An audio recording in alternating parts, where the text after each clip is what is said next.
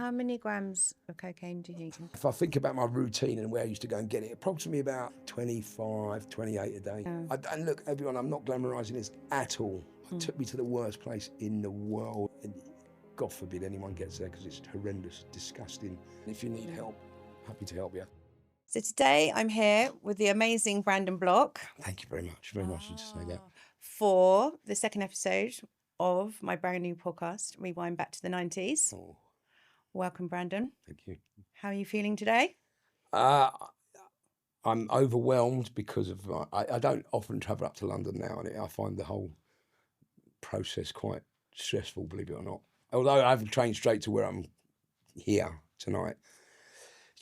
I'm just so used to seaside life. Yes, I suppose seaside life. Let's say out of town life. It's quite a slow pace. So I find it a bit overwhelming. Yeah, when you get on the train, it all starts getting faster, and when you get into London, it's I mean, it's the great city, obviously, the best city in the world.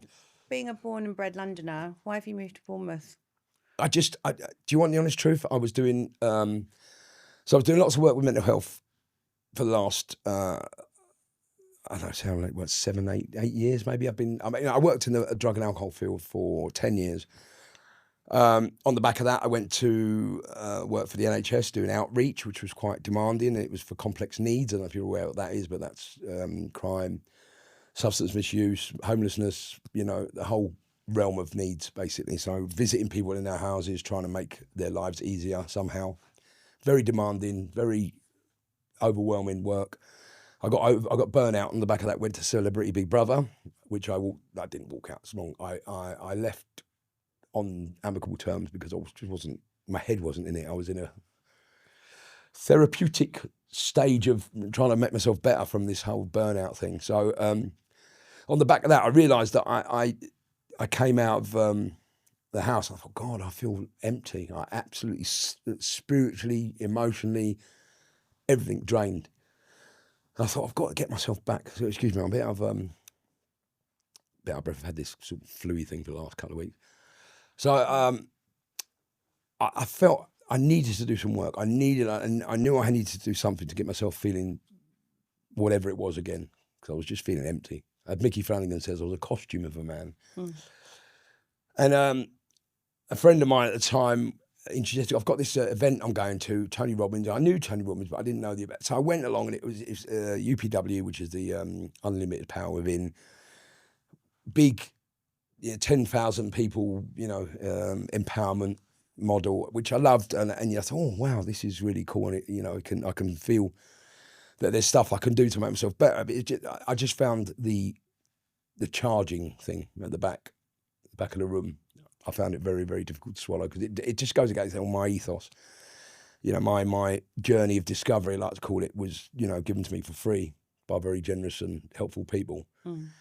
And although my journey sort of went on that sort of coaching, working the drug service is coaching. It's organised coaching. All of it's, helping people find their strengths and move forward in life. So I realised that I got all my free, and I didn't feel imposter syndrome. It's not right. I know what I'm talking about. I didn't feel like that.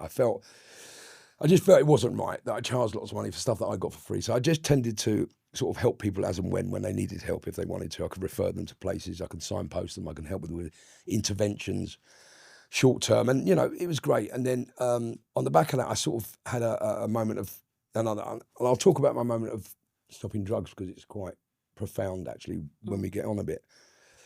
And on that journey, I got introduced to a lot of really fantastic people who I'm still friends with to this day. And we started my charity called Happy Days for Everyone, which was really popular on Facebook at the time, before this podcast had started. And I started doing Facebook Lives with people who had extraordinary lives. So I'd interview them on Facebook and talk about, their journeys and, how they can get reached. And it was like a form of podcasting early days, I think. And then obviously we had the pandemic, and things changed, and there was no longer, the live events, that we couldn't go to events, all that stuff. Our lives changed dramatically, obviously, all of us, and always our heart goes out to the people who lost lost members of family, and just lost people in that whole, shenanigans, lots of them. But for me, I realised that although I'd been working in the mental health field and drug and alcohol field, I was unaware of my stress levels and what my mind was, how my mind was working. You talk about ADHD, we spoke about it earlier, but I get it, I understand it, because I know I have a level of it, but I don't like to label stuff, right? So I know what I'm like. I'm here, I'm 60 years old nearly, and I've got here. You don't look it. Thank you. Done well. Thank you very much. So I've got here. Yeah. Fairly incredible. I say unscathed, that's not true. I mean, I did some very bad things to myself back in the day, but I mean, I'm still here now, and I don't think certain labels are going to help me in any way. So I don't label stuff. I just know what I've been like. I know I've been like this since school, since primary school, since very young age. I know I couldn't concentrate then. I still can't concentrate now, but I'm not a bad person for it. And I don't think if I'd applied myself, I don't know. Listen, but I don't overanalyze it. There's a great term my therapist uses. She's fantastic, by the way. Analysis paralysis. I've heard that expression, analysis paralysis. So it's analysing everything so much that you get paralysed. It's like that whole overthinking thing to such a max that you just think, like. Yeah. So does living by the sea keep you calmer then? Well, no, I mean, look, say that again. What living by the sea, like down in so this is what I'm saying. So I realised that during that time, we were all living in this completely 100-mile-an-hour world, especially in London. And I thought, the downtime, I just calmed down. I thought, and then I realised what I needed and what I didn't need. Because even that time, that isolated bubble time, you just thought, well, I never use this stuff. Even when, we're not locked down or whatever, I still never use this stuff. And now I know I definitely don't need it. So I sort of minimised a lot of that stuff. However, I mean, I do use Amazon, but just because I don't want to go to shops. I don't like shopping. So I don't do shopping anymore, really. Oh. I just don't enjoy it. I get stressed because I think, I can't, I'm indecisive. It's all about how our minds work. So I just realised I need, and I was right. I started riding. I bought an electric bike, which I'd never ridden. It'd been in the garage or the shed, and I got it out. And I thought, I'm going to ride this thing, brand new. Yeah. Brilliant. Started riding it every morning, 6:30 on the dot. I'd be up, out, right? I did my Wim Hof breathing, jumped in the cold shower, Wim Hof. Got dressed, or did it the other way around, or then went out riding for 30 miles, 35 miles a day, every day. I did it for like 3 or 6 months until it started opening up. I thought, this is just wonderful. Wow. Brand new Brandon. Well, yeah, I felt like that. And I felt like, that the whole world, I watched trees grow. I watched it. I used to ride past a bit in a canal in northwest London, in Rickmansworth, where the swans used to gather every morning. And because no one was really going past, the boats had stopped, all the narrow boats, there was more swans congregating. So one morning I was riding past, then all the cygnets were born. And the narrow boats had taken a section of the river and parked that way so the cygnets could all swim and learn to swim. And they left them there for about 3 or 4 days as the parents were teaching the cygnets. I was riding past every morning going, how wonderful is nature? Yeah. So I sort of realised, wow, there is calm to be had if you take yourself out of the madness of the world. And then they said, you can drive again now. And it was like wacky races. Literally, 6 o'clock in the morning, I was on the road, I go, God. All my roads were quiet and they were busy with traffic now. I thought, God, I can't do this anymore. I didn't want to go back to, I realised I couldn't go back to that. So me and my partner, we looked. She used to work in Ibiza after me. Was she a DJ? No, she's a hairdresser. Very, very, very, very cool hairdresser. Very fashionable, trendy, like a role model for every woman that sees her goes, oh, wow. So she was living in Ibiza. She was having her journey, etc. And she's got friends in Bournemouth. I had lots of friends in Bournemouth from all the years back. So I knew many, many people there. And we both sort of said, well, let's have a look at Bournemouth because you've got friends there. She's from Newcastle, by the way. So she's a Geordie. Yeah. So she moved down with me. And then we decided, found some place. We moved in. That didn't work out. That literally, I tried to buy it, and we moved lock, stock, and barrel from London, so we was down there anyway. And this place fell through while we moved in. The lease wasn't correct, and my solicitor said, "You can't buy it. You got to move out." I went, "What?" Yeah. I've sold my house in London. I can't. But anyway, so all this happened. But anyway, look, it's taken time, but it's just calmer. Yeah, that's good, isn't It's it? just And you feel better. 1,000,000%. Because I mean, you know, this is why everyone's struggling. It's just too much. There's too much going on. What's that sensory overload, do you think? Yeah, 1,000,000%. People are living in complete overwhelm now. Not just managing life on life's terms, but literally overwhelm of worry and like this lost cost of living, and we don't know what the world's going to throw us at next. Yeah. And it's like one thing after another. It's got infinitely worse. Yeah. And do you think that's why people want to go back to the 90s and kind of reminisce? Because Well, we've I think, seen look, so many. I just think that period like this, I was talking about this recently. I've done a few podcasts recently, and if you've watched one before, you may have heard me talk about some of this stuff, but you haven't, then I hope this helped. For me, this is all from my experience, right? The 90s, look, if you grew up and we're like between the ages of, let's say, right, 35, 40 and 60, 70, even like, so now you've sort of touched on, we've had the most diverse musical, cultural, religious awakenings in the last 40, 50 years, let's say. What a time to grow up. Yeah. I loved my teenage. I loved my 20s, although I got in trouble. Yeah. Well, that was when you went to Ibiza, weren't The you? drugs. That wasn't just Ibiza. 18? It started before that. I mean, Oh, what, when you were growing up in Wembley? yes, it started there, and it snowballed again in Ibiza. But listen, Ibiza was so cool, and it was just something, just a thing, wasn't it? Well, you can't explain it. You can't explain the island's energy. You can't explain the whole community that was created in those years, those formative years where we, you know, myself and Alex built this space territory with James Mitchell, his friend, and they just had this idea to make this outside bar and space nightclub a daytime sort of party thing, which it just turned into the most incredible daytime experience ever. Yeah. People talk, and you know, people they say it created what Ibiza is today. I mean,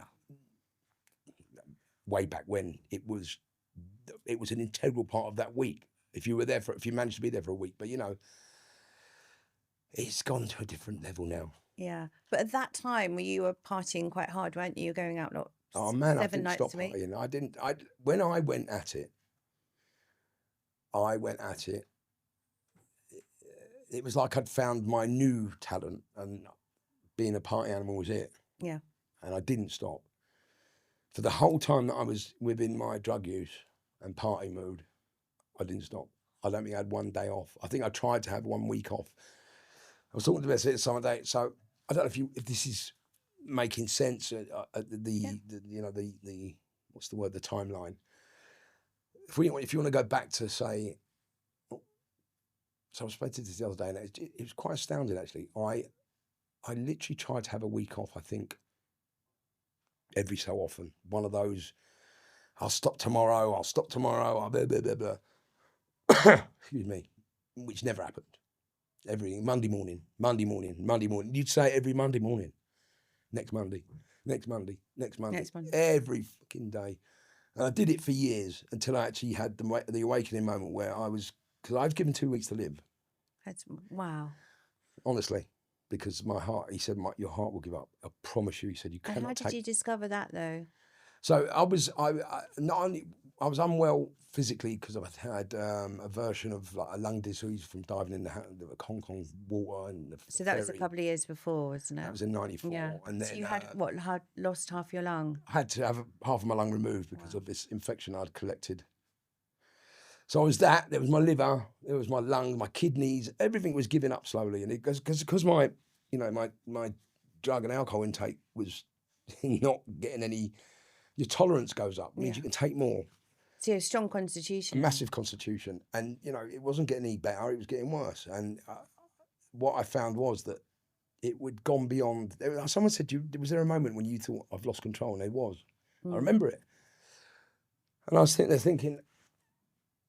I was actually having this conversation with myself, thinking, right, if you do this next whatever amount it was, I think you're going to go over the edge, and you're then going to be.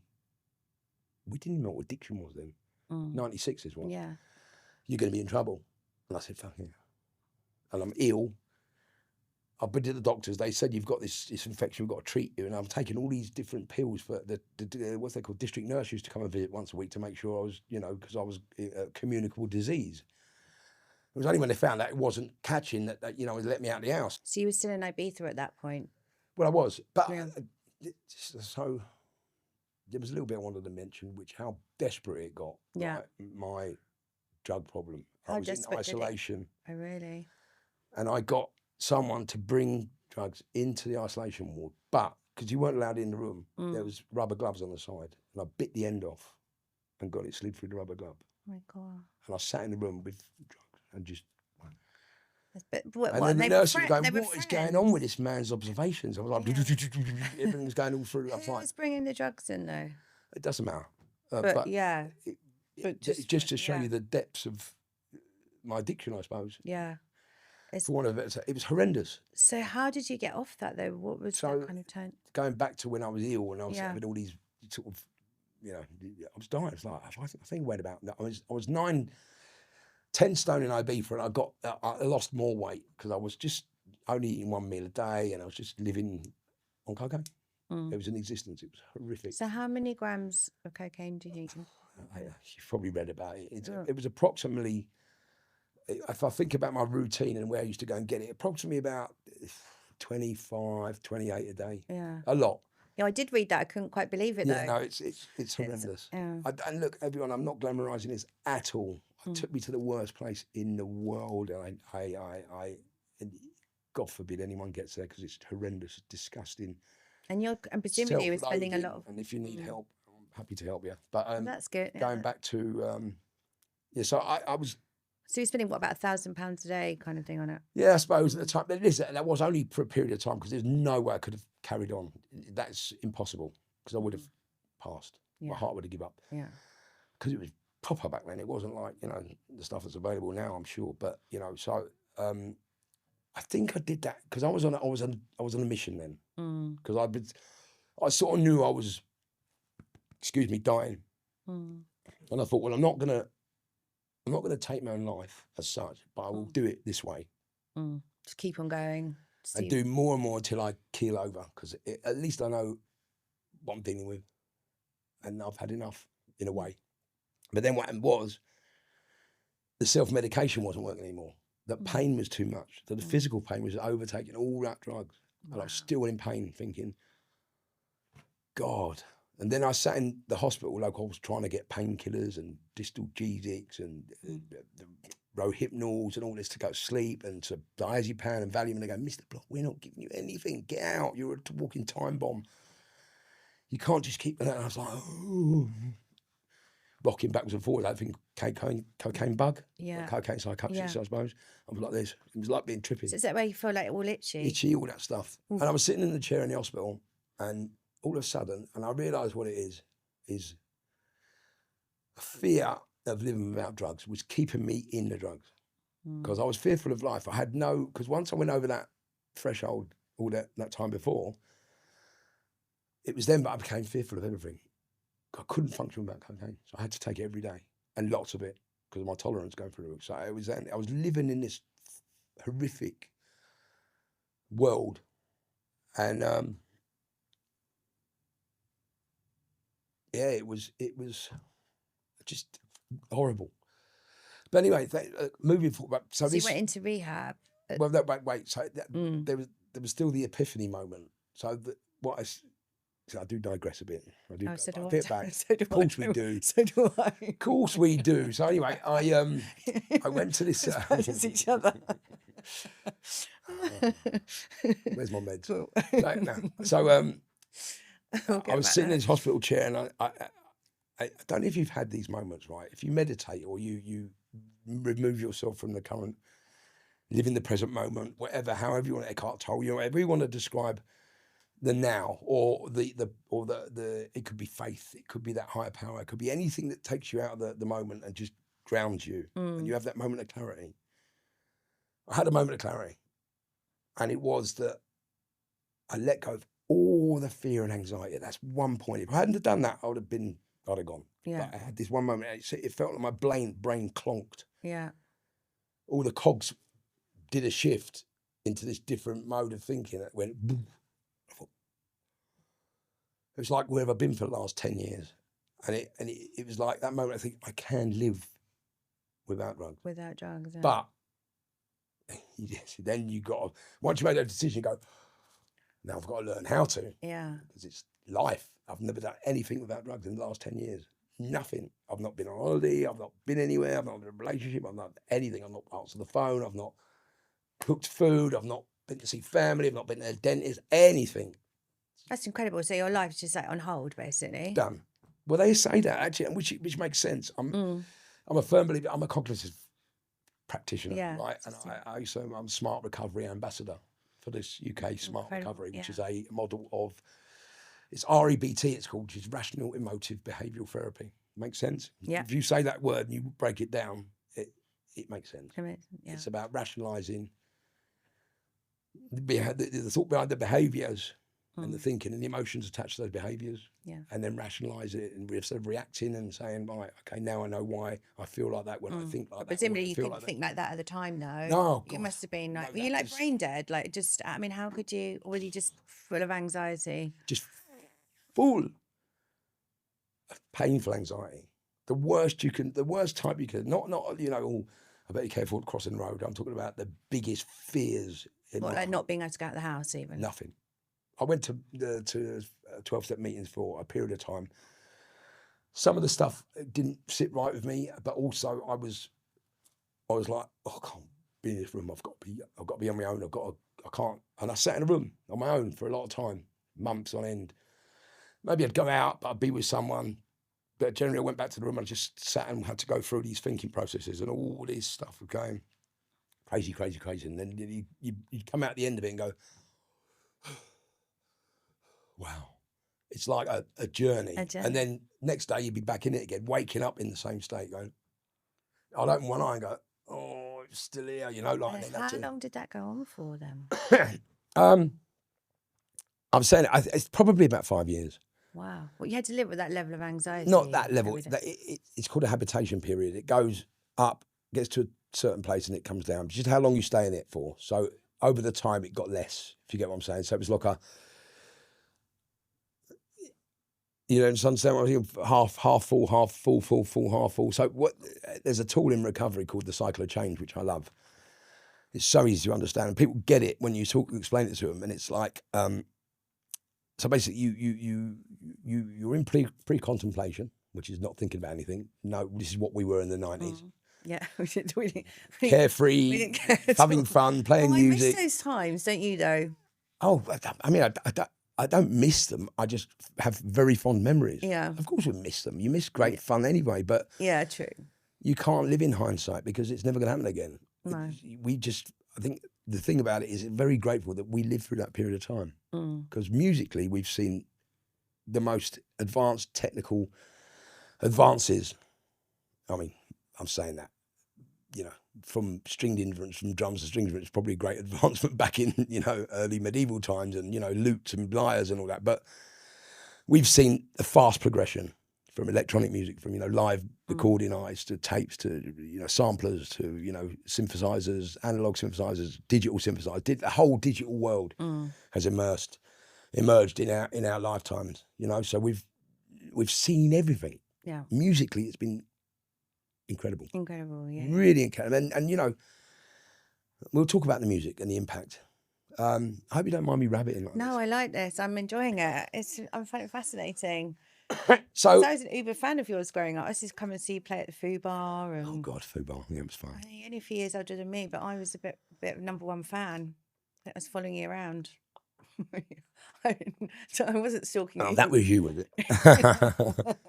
So, what was I talking about? I've lost my train of thought. Oh yeah, me too. But no, we were just talking, obviously, about you were the talking epiphany to me about moment. the stage of recovery. Right. So the epiphany moment. So the cycle of change is. I will get back to it. So the cycle of change is you're in pre-contemplation, which we were. We were having wonderful times, no consequences. Everything was okay, and then all of a sudden something happens. So you either have an accident, something, you take too many drugs, you drink too much, you have a hangover, all this stuff. You think, oh, maybe next time I won't do so much, but then you do because you like the way it made you feel the first time. So you do it again, and then this is the behaviour forming. And this is, we like what we do. We like to change the way we feel. We like it quickly, instant gratification. So anything that happens quick, we like to do. Yeah.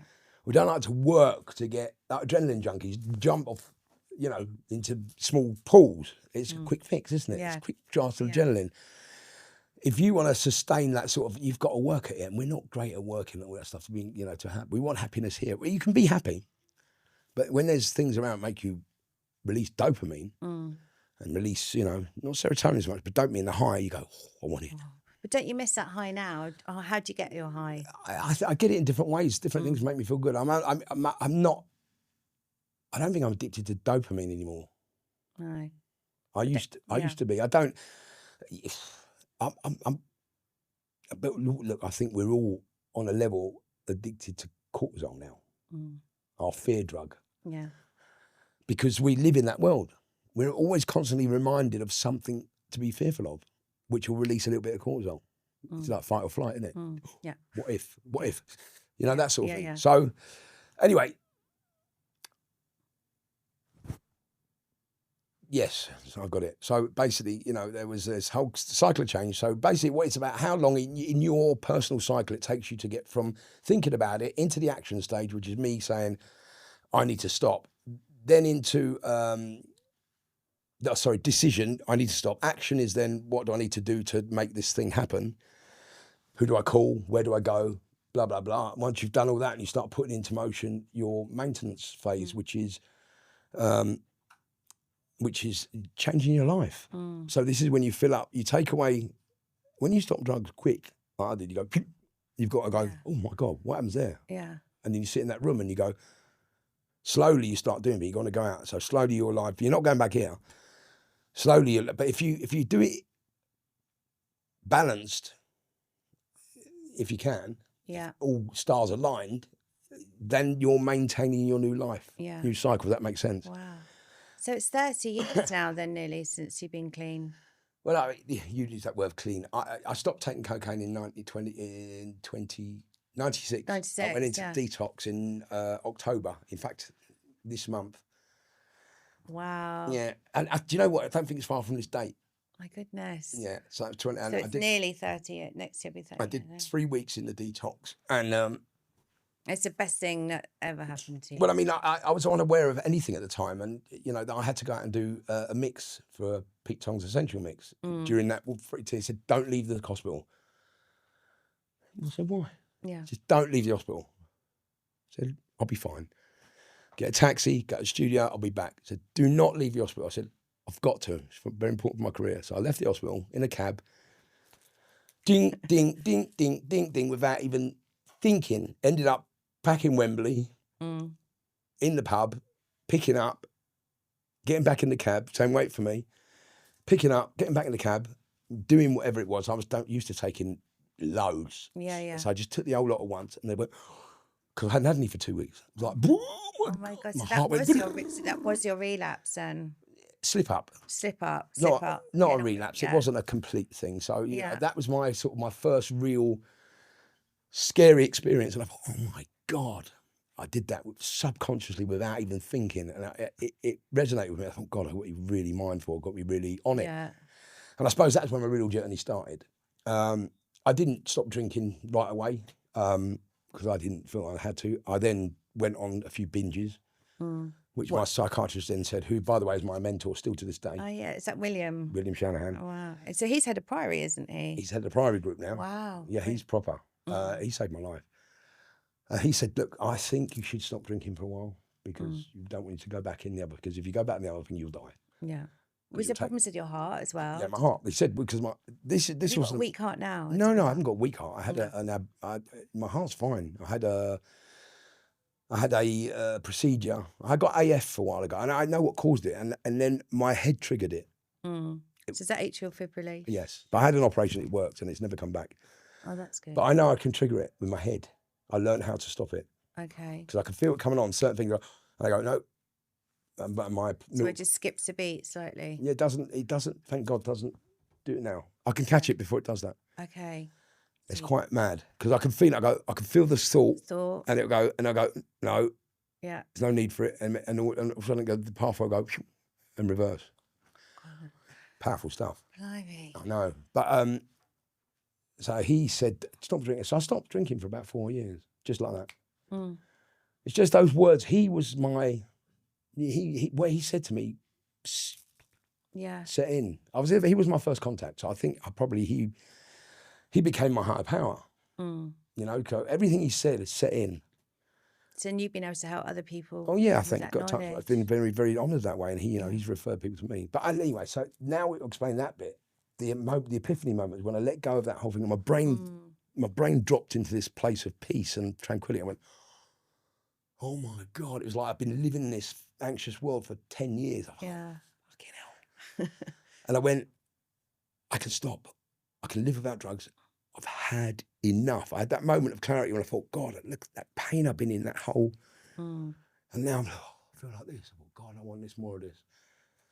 So that was my contemplation, let's say. That was my chance. And that's when I started, knew I need to, but now I need to find out how to do it. Because I can't just stop. Yeah. How does that impact on my life? And that's when I found Bill. And So I went into the detox. Is that regular weekly therapy sessions? I was in with him for 3 weeks, and then I went back there 3 or 4 times a week. Aftercare meetings, therapy, psychotherapy, which worked for a period of time. And then I just found that although, look, we all struggle. I think, there's no day I don't get up and think, right, just be mindful before you start overthinking things. How do you, 30 years on, sort of stay on the straight and narrow, though? With regards to what? Well, just with regards to your former lifestyle, like not wanting to slip back into those old ways. The only reason I'm talking about it is because you've asked me. Yeah. If you hadn't asked me, I would not be talking about my drug stuff. 'Cause it's so long ago. It's so long ago. It doesn't enter my head anymore. Yeah. That snapped about 10 years ago. I remember a moment I went, oh God, you know what? I just don't think about drugs. If people mention drugs, it's like, yeah, I used to be, but nothing registers. Nothing goes, none of that. Like, nothing. It's like an experience I had, which was very profound and very near the mark, but it just doesn't enter my head anymore. So you can mention, I could be in a room with Pablo Escobar. Yeah, listen. And a table full of it. Like, they used to call me Tony Montana in that scene when he's got the table. Oh, yeah. I could be in that room and I would totally ignore it. It would not enter my head. It just doesn't work anymore.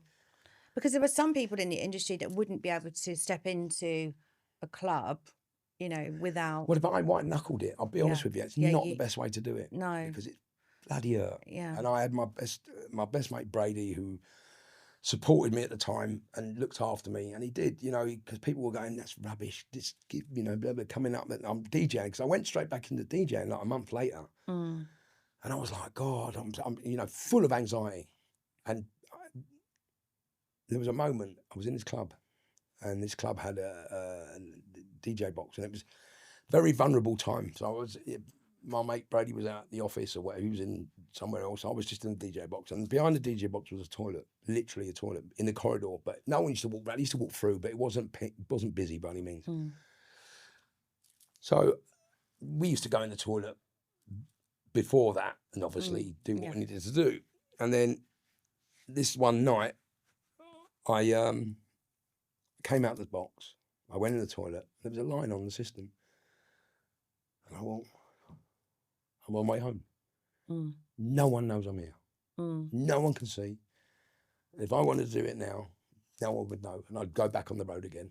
And the whole thing would have been for nothing. And people wouldn't have even known my journey. Yeah. It's so new. And I blew it off. Wow. And I thought, that was like, although it was a decision, I thought, well, what did you do that for? I was like having this whole conversation, but I thought, I don't want it. Yeah. Whatever you're telling me, I don't want it. You don't need it. So I blew it off and I came out and thought, you've done it. Brilliant. And that was it. That's incredible. Yeah. When I interviewed Lisa Loud on the first episode, she said sometimes she'd find you asleep behind behind the decks. When was that? Was that in the time of food bar, all sorts? I used to sleep I could have been up for like a week and I'd end up and fall asleep behind the deck. She'd kick me and wake me up and go, put a record on. But I mean, I fell asleep in lots of DJ boxes. What's the craziest thing that you ever did back in the 90s? Oh God, I can't. There's so many. There's so many different major. I mean, scaling apartment blocks and. Well, I did all that, and yeah, I DJed naked.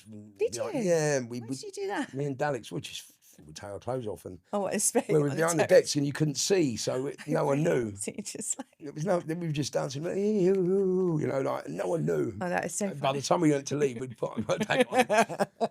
Well, people were so probably away with the fairies, they probably didn't we even were know. just away with the fairies. Yeah. I suppose, yeah, just pushing boundaries, I suppose. But did you ever get any in trouble with the Spanish police or stopped at the airport? Any? Never got stopped at the airport.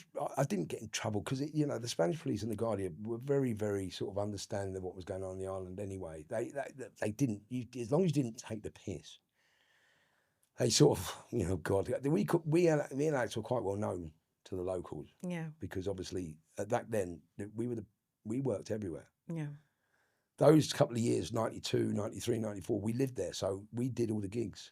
Yeah. Literally every club. And I remember. Yeah, all the big clubs started opening, putting nights on. And then promoters arrived in like 94, Money Pennies, Up Your Bronson, Back to Basics, Cream. All those big promoters from the UK started arriving. So before that, those 2 years, me and Alex were obviously were quite well known. And we had Space as well, which was like the best thing ever. It's the best thing ever. And they were saying, oh my God, can you come and do this night? So we'd do Mondays at Pasha with Tommy Mac, which is his song, and Big Alan. So we do that Mad on Mondays. Then we do Tuesday at Amnesia for Amnesia themselves. Then we do Wednesdays at Paradise for Paradise. Then we do Thursdays at Coup for Coup. Oh, then we do Fridays, we might have a night off. Saturdays, we'd go out again. And then Sundays, obviously, Space. And that was because we lived there. We did, and it was only one night a week each club was open. Pasha was always open, but predominantly they'd have a night on just one night, as opposed to every single night, every club open every single night. Yeah. So we were like, and then obviously we knew all the DJs that come over. So when we helped them open Mambo's, we invited all the DJs. Have you said, get your friends to come and drink with me in here? Because we was in the Cafe Del Mar all the time. We used to live upstairs in the Cafe Del Mar. Yeah, I love Cafe Del Mar. But that was the time when you could actually sit on the beach, wasn't it? Yeah. Before they there was no sand, there was no walkway, nothing. You'd sit on the rocks and all that. I know. And I miss that too, though. I miss that. Yes. I mean, but again, you just think about that time. Yeah, I was fortunate enough to have that. Yeah. Because it's changed. There's nothing you can do about that. No. It's never going to go back. You're never going to take that walkway up and say, right, put the sand back. But no, you're right. And it was a very lovely. It was just very bohemian and it seemed more carefree, but maybe that's because we were the age we were. I don't know. It was just the way the world was. Yeah. And the way Ibiza was. Yeah. It was carefree. It was bohemian. It was, organically beautiful in a way that was, I don't know, judgment free. There was no one cared about what was going on, what clubs. No one gave a monkeys about DJs as such. Just used to go around and have a good time, and everyone used to go. Everyone used to just go out because we were there, and there was like 5,000, maybe 2,000, 3,000, 4,000. Not hardcore, it's the wrong word. People who were there for the summers, who went out, the community, let's say. Yeah, it was of like-minded people, not necessarily just clubbers, but the Ibizencans and all the people who embraced what was going on, and you could see what was going on. It was, how do you describe that? So you live in quite a jet set lifestyle? Are you flying around by helicopter? Well, I had a few of those, and a few like Learjets. I mean, Did you? Man Your Mission flew me and Alex and Judge Jules back on New Year's Eve and the Millennium from Luton to Ibiza to do the Man Your Mission Space Day. Wow. On the Monday. That's called pretty after what was called Carry On. Carry On, yeah. But I mean, that also, see, that was, you talk about the jet set lifestyle. It's really not. It's only the last recent years, and I've been talking to a lot of DJs who of our age, who say we sort of, although it was fun, what we were doing, we lost a lot of our life because we were traveling alone.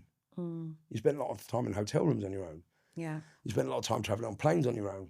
We lost that. We didn't lose it. We just were deprived a little bit of that connection stuff, all that traveling. And then you partied with drugs and alcohol and stuff. Yeah. And so you were creating this whole, this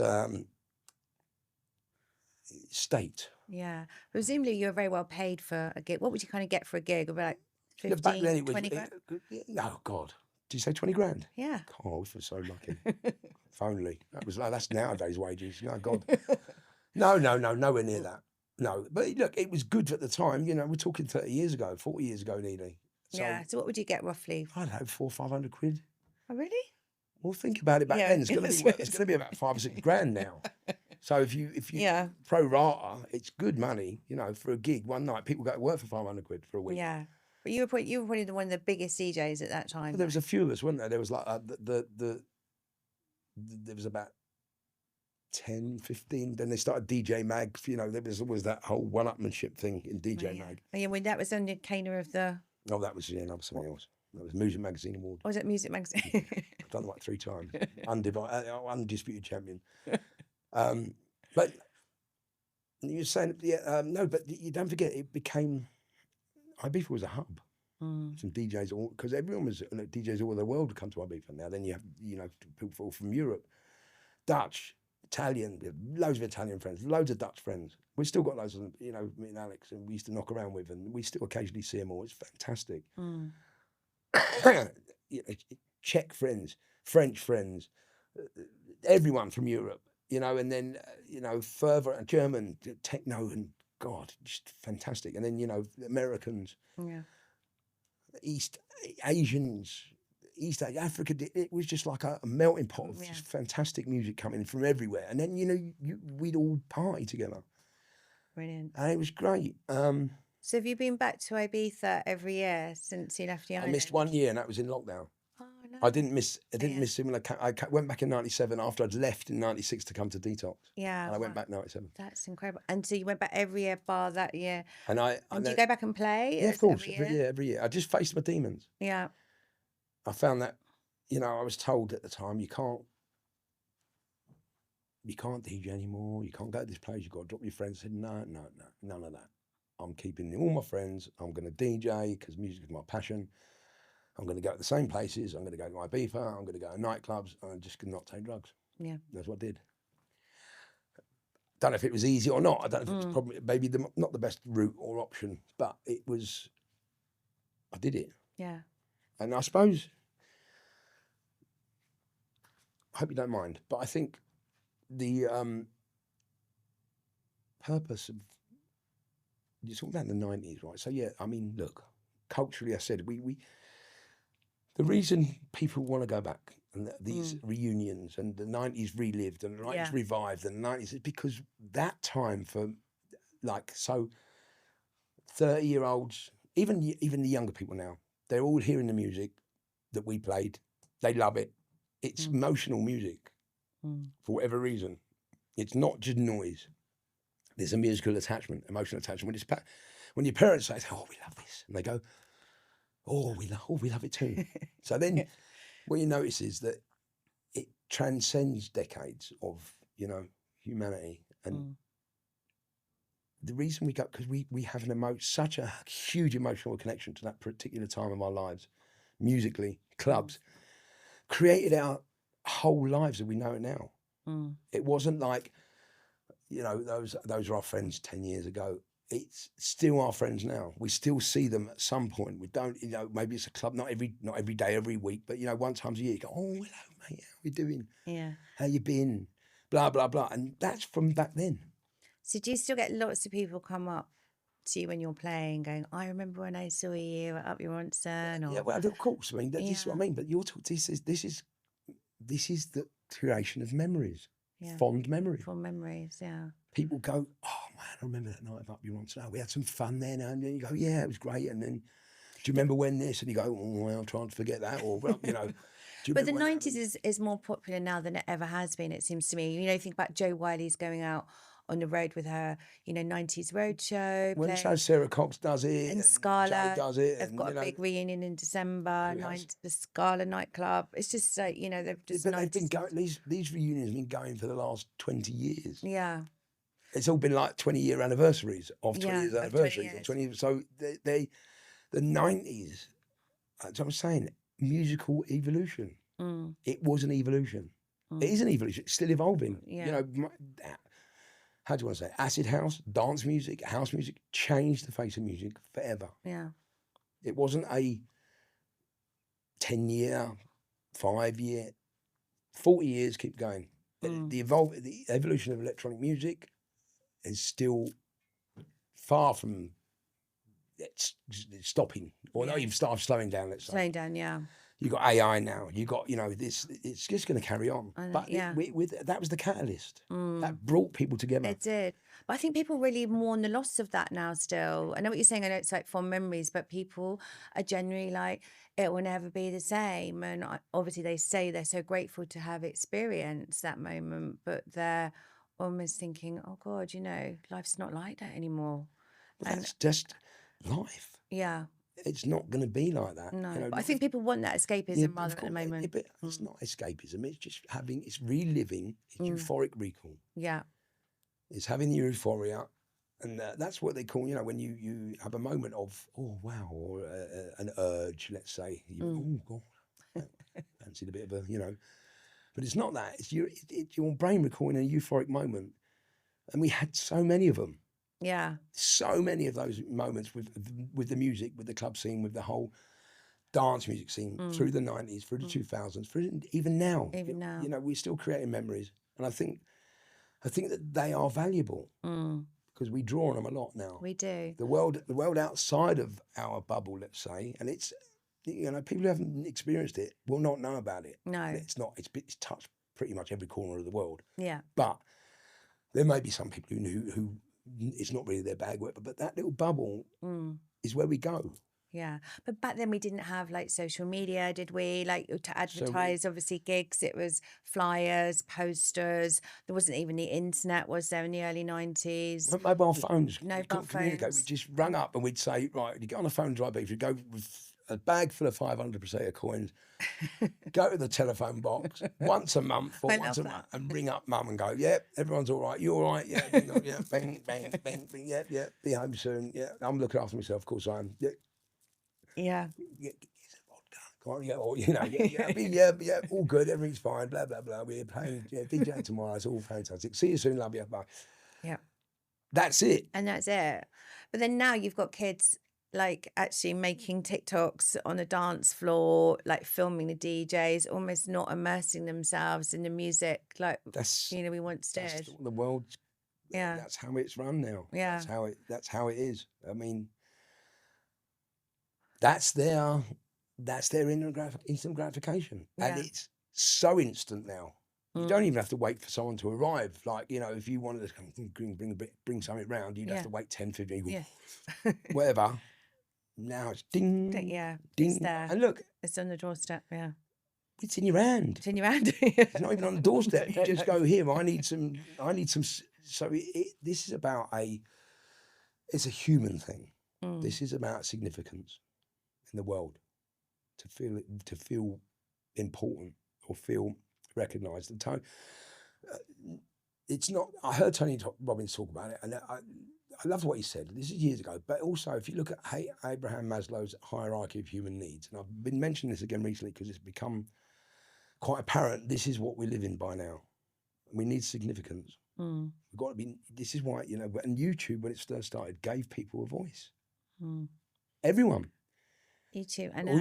All you needed was a mobile phone with a camera, and you've got a voice. And you've got a voice. And then you have likes, you have comments, you have people going, yeah, no, blah, blah, and then you've got this interaction going on. Then you don't need to go out.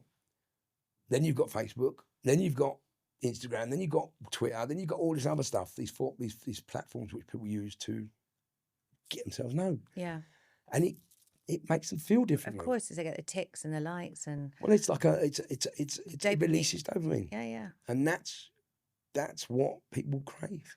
But you've got no social media on your phone. I have now. I've got Instagram because when people want me to share gigs, it's easier for me to just share it straight away as opposed to going on the laptop and all that because it doesn't. They populate it so it doesn't particularly work that well on the laptop. Yeah. But I manage it. I took Facebook off. I took Twitter off. I took anything. Why? Just because? Just because I knew when lockdown happened, if I carried on scrolling every day, I was going to go into a complete burnout. I knew it because I know how it affected me. And I thought, I'm not living in this world of comparisons. I'm not going to look at it. It's not. And what you find is if you take it off for 6 months and go back, nothing's changed. So I think I don't need it. Yeah. So I do occasionally have a little scroll on Instagram because I like some of the AI voiceovers, things that are quite funny. Quite But funny. I'm that old cat video and saving animals and, that thing. Yeah. And I very rarely have anything else that comes up. So I keep that to a minimum. I don't do it every day.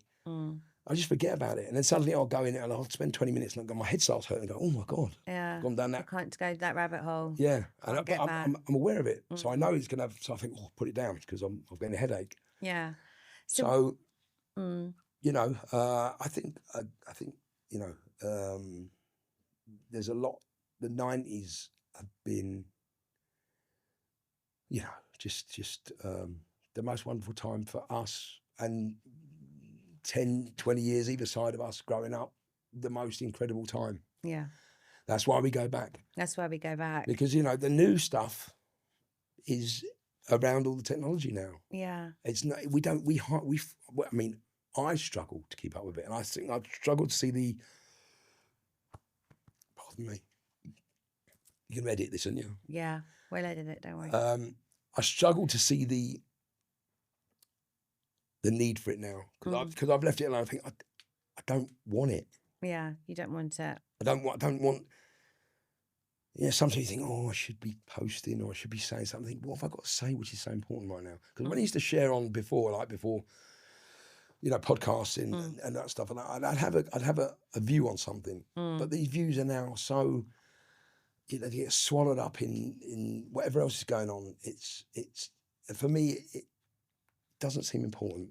And I can't just go on a random video and go, hey, let's talk about, why? Why? What is my to what end? Motivation? Yeah. I mean, if I've got something to say and it's something because it might help people, then I'll say it. Then you'll say it, yeah. But I generally don't, because I think then I start looking, did anyone like it? Did anyone comment? Didn't it? I think, affect your own mental. What do I need to do that for? Yeah. You don't need that validation. I don't need it's your kind of reputation precedes you in your career, I guess. It's like you. And I'm very grateful for that. I think, the longevity of it. We're all of us from that area. We're still doing it. We're 40 years down the line. There's hundreds of us, thousands around the world still doing it after 40 years. What drives you to do it still? Is there passion, man? Yeah, passion. Mm-hmm. It's got to be passion, just to do anything, to do anything for 40 years is a long time. And, people change jobs often. I'm not saying that, of course it's a job. It's a great job. But people just often change jobs during their lives a lot. We've not had to do that. I'm talking about, us people in clubland or DJs as such, right? We've done it for 40 years. We're still doing it. Still doing it. Is it financially motivated as well? Did you manage to, it's a lot of DJs in that time did earn a phenomenal kind of amount of money as well? I personally, I don't remember ever thinking, because I might spend my money on one thing at the time. Yeah. That's it. So that was that sounds, yeah. So it wasn't like, I did it because I needed to feed my habit. But I didn't do it because I just did it because that was going on then. Yeah. And more recent times, obviously, you need money to live. Did you manage to save? Because you obviously had your 3 singles. You never Ministry of Sound, didn't you? Yeah. I mean, all that stuff. No, because once I'd stopped all the gear, then having some money, you think, I can buy a Ferrari now. I know I can buy watches and buy all this other stuff, which I did. Yeah. And they're material things, and they just lost money. Yeah. So it wasn't. I never saved nothing. You didn't. No, I had flats. I'd sold them and spent all that money. So I still spent loads of money. Yeah. So you're not brilliant with the. No, I mean, but live for the moment. I moved to Bournemouth, and thank God I've I don't have the outgoings. You don't have huge overheads. No. And it's an easier life, and I've learned to be really grateful for what I have. Yeah. So the minimal, I still get deliveries from. She said you get deliveries from Amazon every day. I said, but that's like your little addiction. Well, it sounds an addiction, but I don't go out shopping. No, you don't like shopping. I don't like shopping. I used to like shopping a lot, but now I walk in a shop and I go, I don't know what I want. I'm just in here for no reason. At least I know if I'm going to do that, I go, right, that's what I want, and I'll get that. Yeah. So I go to the shop, I go, that's quite nice. I want like that. I want quite like that. I might get that and probably that as well. And they think, why? Why, yeah. You go home and think, I'm never going to wear that. No. Never going to wear them. I've got to take them back now. Yeah. So I don't bother. And, I just like being at home. Dear. So so I read your hobbies are like badminton. No, I can't play at the moment because of my hip. Oh yeah, because of your hip. I can't play golf because of my shoulder. Oh my I can't play God. badminton because of my hip. No. I can see dip, which I do fairly often. But I've just had a tattoo again, so I've got to wait for it. Where? I've done my leg because I'm not going to show you because it's still got it's a cover up. Oh, okay. What's it of? It's a Black Panther. I've always wanted an old school Black Panther. Have you? Yeah, Okay. a big one. A big And one. I've only just got round to doing it. Before your 60th. For my 60th, I've got this one to cover, and then I'm done because I've got all my arms and. Oh my goodness! Covered all over. Not all over, just arms. Who does your tats? As a girl in. You should tag her on Instagram for me in this. Yeah, will do. Go on. Voodoo Lou. Voodoo Lou. She in Bournemouth. Yeah. Yeah, there's another great tattoo parlour down there. Loads. There's loads of good ones. Yeah, there's loads of good ones. Really so, good. So not badminton at the moment. No golf. Spin obviously out of the 2 question. spin. I need to keep my hip mobile. But as I said, I hadn't been doing my stretches, which it's just tightened up. I put a bit of weight on because my shoulder. I was training hard before the shoulder. Then that training regime went out the window because I couldn't do that. Then my mum got ill, so I had to move back to London to live so I could visit mum every day in the nursing home, which I did. And then obviously back in mum's old house where I grew up in my heyday. Yeah, your heyday. All my old little takeaways and they'd changed, but the sweet shop across the road. So it was nice to so when you were looking. Well, it was nice for a bit, but then all my old behaviours come back in, like ice cream every day, and going to get kebab and this, that, and the other. So all my back to Wembley diet, my lovely diet routines went out the window. So I'm slowly, because mum obviously passed a while ago, I've still been dealing with that. So and been unwell, my hips hurting, the shoulder's still recovering, so I can't be doing the weight properly yet. But it's just literally this month should be the turnover. But you're still out there DJing. Yes, I'm DJing still. So yeah, look, I suppose if there's a message in the podcast is that I think that we, it's a very tough world we live in. It's very non-stop. It's busier than ever. It's definitely hard for me, and I'm sure many people on my demographic of age struggle keeping up with it, and we don't have to, thank God, a lot of it. But yeah, I mean, it was very powerful. It was a wonderful time to live, and I'm very grateful for that whole growing up. I loved my teenage. I loved the music in my teenage. I loved learning to jazz dance. Because you were an only child, weren't you? Yeah, that's how I just go back to school. So I got bullied at school a bit, and then this huge Nigerian kid in the 4th year. I was the 1st year.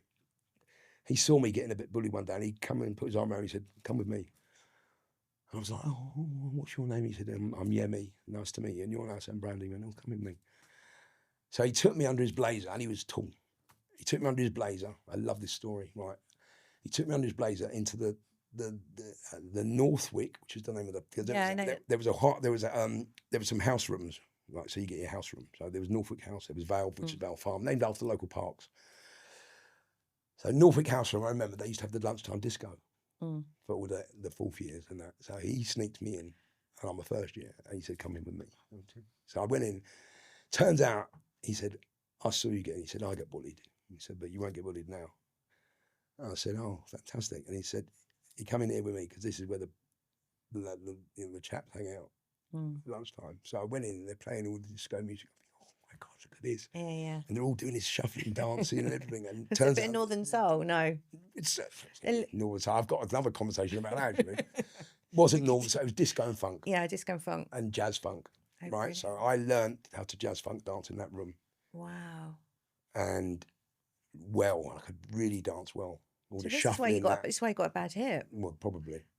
His name is Yemi. So Yemi Abdul, I'll never forget his name. I'll never forget him. Oh. He saved my life. He was like, it makes me cry when I think about it. So he took you to like this whole other. He took me to my life. He took me to this room which changed my life, and I met all my friends who I'm friends with today in that room. Wow. And we do keep in touch. Anyway, so yeah, I'm on My Soul Radio. Right. Oh, I love My Soul. So I'm on My Soul Radio, and then one of the things that I used to roller skate back in the day a lot. Did you have your Bauer boots? I've got Bauers. I've got my Bauer boots. Still got them they're in my back of my van at home. Are they? Have you got any stickers on them? No, not now. I sold my barrels. I had to buy another lot because I thought, oh God, what did you just sell the barrels They were for? the 4 wheels, no, not 4-wheel quads, yeah. Barrel turbos. Oh my God, I So I love used to my barrels. skate up vertical walls. We used to do the Marshall in the roller discos. It was we had a skate Do you used patrol. to jump people? Yeah, all I that used stuff. to love all that. We used to disco dance on our skates. Used to play roller skate hockey, roller hockey. Anyway, so my soul said, look, Harrow Leisure Centre, where I grew up, where I used to live. I was living in Bournemouth, but Harrow Leisure Centre was where our roller disco was, our under 18s, and they do a roller disco. And he said, they're still doing a roller disco. I went, get out. And he went, no. Gordon Mack said, yes, they do it. He said, they've asked us to come and DJ the night. I said, do you want to do it? I said, of course I want to do it. So me and Ricky used to roller skate, my partner on the radio, Ricky Morrison, big up, yeah. And we often talk about our days roller skating around Wembley and stuff, and there was a lot of great skaters. And we went to do the gig at My Soul. I've not skated for years. I used to put them on when I was drunk and fall over the house. But I haven't skated for years. Obviously, my hip, and it's really quite difficult when you haven't done it for a long time. And I was skating around, and I'm thinking, I want to go backwards, but I'm not as confident. So I went backwards for a bit, but then my hip, I've got to turn around. Anyway, so we saw a lot of old friends in the going around the circle. We going, you want to make it? Blah, blah. Anyway, I get tapped on the shoulder. This is only about 4 years ago. I've looked up, I went, and I've not seen him since school. I went, Yemi. He went, Brandon. I went, oh, I'm filling up now. Oh, yeah, because he had that much of an impact, and took you to that whole he went, oh my God. Oh. And he said, I went, my God, mate, you no idea what you've done for me. And he went, I said, you changed my life forever. You made me the man I am today. And he went, wow. He said, that's so lovely. And I went, you really have. Had you followed your career in that time? Well, yeah, I think all they all did from school because it went quite up there, didn't it? He quite up there, very up there. But it was so lovely to see him, and then we had a cuddle, and I said, I'll tell our story. So many people, I tell it all the time on podcasts. He went, oh, I'm so honoured. And I said, no, really, you saved my life. You changed my life into what it is. Into what it is. This is like that whole serendipity, all those moments, so. This is why the 90s were so special, because they had so many moments, so many emotional attachment moments for us all. Yeah, absolutely. I still have the memories of, like coming to Food Bar to watch you play, and, like Neil Tennant and Chris Lowe from Pet Shop Boys, and when would you ever get that now? Like, I mean, you wouldn't know anyway, because the nightclubs have changed. I mean, nightclubs are a thing of the past now, aren't they? Really, yeah. They're not very common anymore. They're shutting at a rate of knots. But look, it's just different. I don't want to make it out to be all. I think I've moaned about it enough, but we don't need to moan anymore. No, it's just different. No. People in nightclubs go to film the DJs. They've got their phones. They want to keep those memories on their phones, which is, if that's what they're going to do, that's what they do. But you won't know if the next person's famous. Yeah. Or you're standing next to, you won't necessarily know that you're, standing next to Neil Tennant or Pet Shop Boys or Mick Hucknall or, Dermot O'Leary, anyone like those. And I watched a video last night. There's my mate Andy Ruffle, who used to be the BMX Saturday morning kid. Yeah. I don't remember all them years ago. He used to do the Saturday morning show. His first one to BMX in England. He was like, great. He went to America. He actually started the Mobo Awards. And with my mate Matthew and Ben Turner, who's huge. They did it together. And then he went to America and he started the thing here called the Dance Star Awards, which was like the dance version of the Brits. Yeah, forget about that. No. We don't need to talk about that. We talk about it so many times. It's old hat. The Dance Star Award. And I was interviewing backstage at the Dance Star. So there was Carl, Norman, Sister Bliss. Wow. Rob the Bank, Ben Turner. Who else was there? Thingy. Who? Yeah, go on. Mystique, which was Mystique. Yeah. Who was Mystique? Thingy. Sonic. No, oh, sorry. Alicia Dixon and the other two. Yeah, so they were there as Mystique. All these people I was interviewing backstage after the Dance Star Awards and winning awards and all that. Again, you know, so you thinking, you know, you just rub shoulders with all these people. Yeah. And they were out in clubs. Everyone was out in clubs. I know. All the actors were out in clubs. All the EastEnders were out in clubs. All the Street was out in clubs. Like seeing like Ross Kemp and Steve McFadden in the Rocket on Holloway Road. Yeah. I mean, Ross. Do you know what I mean? Like just used to drink with Browns in Kensington when they opened, and Jake and Browns in London. I mean, you know, legends. Everyone was out, weren't they? No, it was just everyone was out. Everyone was out. Everyone was out. That's just why the 90s are so profoundly incredible. Everyone was out. It opened doors. It created communities. It broke down barriers. It made everything accessible, including, you know, a lot of the animosity that existed in the world. It quashed all that. Yeah, because you had the football hooligans. They would be fighting, and then they'd be all like hugging each other, wouldn't they? It was just it was a one nation under a groove, as Funkadelic would say. Yeah. So for like my last question, what advice would you give to anyone wanting to get into DJing today, given the changes of where they are? I'm not a great authority on this. I'm very fortunate to be able to still do it, but I think what you have to be doing now is you have to be producing and constantly on social media. You have to produce. You have to be continuously producing at least 2 a month, and you have to be sharing it on social media, and you have to be on all the download sites, producing. You know, if it's sample records, make sure it's cleared. But you've got to be consistent because it's saturated. There's so much music coming out. If you're going to be, you know, successful at doing that, you need to be out there all the time. And I suppose there's still lucky breaks, but you know, DJing is different now. You know, I think, you know, there's certain clubs. Look, this is why it goes back to the 90s. The same people, all us lot, are still going out. So we go to the nights. We're the ones who fill up the club still. I know, that's what I mean. Do you know what I mean? So we go to those nights and we still are the ones that mix with each other. And so we know that when you promote a night, sometime you're going to see at least 100 people you know from clubs. So for DJs now, I mean, look, you know, the technology is there to become very good and very technically minded and very, very, you know, passionate. I mean, look at James Hype. Yeah. Incredible story. Yeah. Incredible story. And you know, the naysayers, you can't. He's just done so well for himself, and good luck to him. Good luck, yeah. What about, do you credit people like the Ministry of Sound for really, because obviously they released 3 of your singles. That was a long time ago. That's all changed, the Ministry. You know, again, that was just a fantastic. I got the number 3 membership at that club. Number 3 on the card, number 3. I got Justin Berkman came into my promotion company I was working for at the time. And he said, we're opening a new club.